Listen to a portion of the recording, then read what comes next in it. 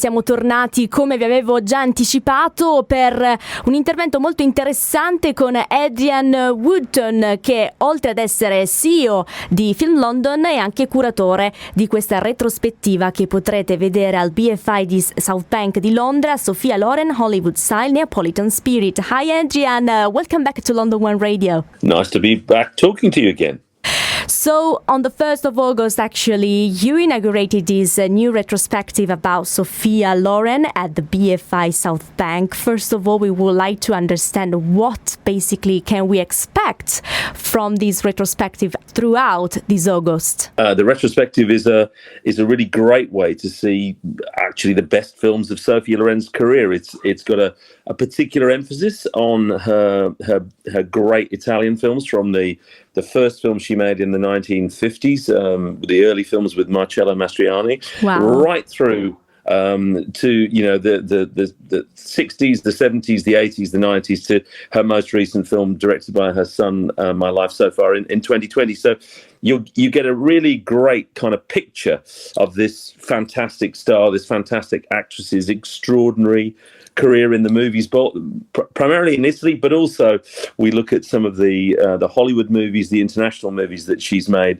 as well. So yeah, you get a really good picture of her career and her extraordinary performances in these wonderful movies. Wonderful. What do you think makes her so unique even today? I think what makes her unique is that obviously she was extremely glamorous and became a star, but I think what makes her unique is that she also became a fantastic actress who, made some of the greatest films in the history of modern Italian cinema, and worked with some of the greatest filmmakers, Vittorio De Sica, Etta Scola, Lina Wertmuller in Italy, but also around the world. And there aren't many actresses. I can't think of anyone in Italy. I can't think of anyone non-English language. There are very few female stars who have had the career that she had, but not just as a movie star, not just as a glamorous actress, but someone who was an extraordinarily brilliant dramatic actress and really fought to have her talent recognized. And she has this unique, fierce spirit. And I think that fierce spirit comes from her Neapolitan background. What was the feedback of British people? We're very curious as Italians. Well, the feedback, kicking off on Friday evening, there was a large crowd at the BFI and people very, very enthusiastic. I think some people have seen some of these movies, but I don't think that many people have seen all of these movies. And the opportunity to go back to a film, the first film she made with Marcello Mastroianni and Vittorio De Sica, Too Bad She's Bad, or The Gold of Naples in the early 50s, and to go through to her Oscar-winning film, Two Women, also directed by Vittorio De Sica, a really powerful movie set in World War II, or to see something like El Cid, the big blockbuster that she made with Charlton Heston, which was one of her most commercially successful films, or the great comedies that she made in the 1960s, Marriage Italian Style, or Yesterday, Today, Tomorrow. It's a pretty unique opportunity to actually see these films restored by Cinecittà in 4K. And in glorious. Yeah, they're beautiful, they're restored and either beautiful black and white or glorious Technicolor. Oh, nice. And actually, you cited Cinecittà. There is a collaboration with Cinecittà and the Italian Ministry of Culture. So they gave you completely white paper, so you had the freedom to choose which film to include in this retrospective, or there was a collaboration in it as well? Well, there was a collaboration insofar as the fact that they have done the work to restore some of these films and make them look beautiful again.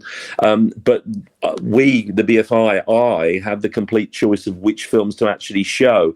I decided that I wanted to show the restoration so that audiences could see these films in the finest possible state. But yes, I decided which films to show and which not to show. So the selection is very much one that I curated based on wanting to showcase the best of the Italian films, but also to give people the opportunity to also see some of the English language Hollywood movies, like, as I mentioned, El Cid, but also things like Hella in Pink Tights, the Western that she made in 1960, or Arabesque, the swinging 60s spy thriller she made in the late 1960s here in London. So that people got a chance to see all the different facets of her career and her extraordinary diverse ability to play brilliant comic roles through to really serious dramatic roles as well. Exactly. So do you think, is there a film that basically represents her versatility? I think, there's a number of films, but one of the films I think that really represents her versatility is Yesterday, Today, and Tomorrow, that she made in 1963, directed by Vittorio De Sica with Marcello Mastroianni, which is three different stories. One where she's playing a mother in Milan, another where she's playing a rich, bored housewife that was in Naples, the bit rich bored housewife in Milan, and then she's a kind of kept woman in Rome, and the difference in those three different roles, she's fantastic, funny and serious in all of them. And of course, there is an event dedicated to young people. And in fact, on the 16th of August, there is a special event for under 25. So how do you think that today's generation, the Gen Z, can connect with classic Italian cinema? Well, I think that's a really important event. And we're showing, I think it's Too Bad She's Bad. And it's a great opportunity to see this really early part of her career, but this brilliant comedy where she's, sexy, funny, infuriating all at once, with Marcello Mastroianni as this taxi driver that she's driving mad, literally. And it's got this beautiful location in Rome where you see in beautiful black and white all the Rome of the 1950s.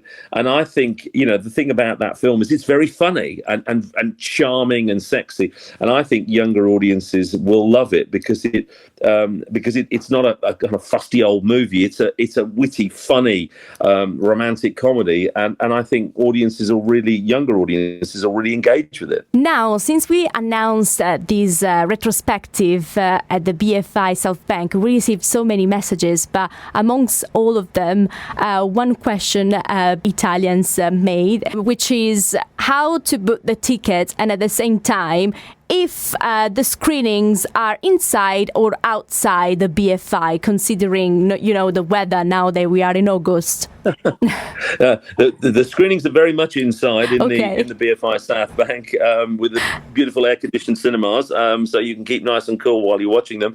And secondly, if you go on to www.bfi.org.uk and look at what's on the BFI, the whole program's up there of all these fantastic movies going right through the 1970s, the film she made with Etta Scholar, One Special Day, to the 90s, this wonderful film with Lena Wertmuller, Saturday, Sunday and Monday, to her most recent, probably last film, My Life So Far, in 2020. So they're all on there.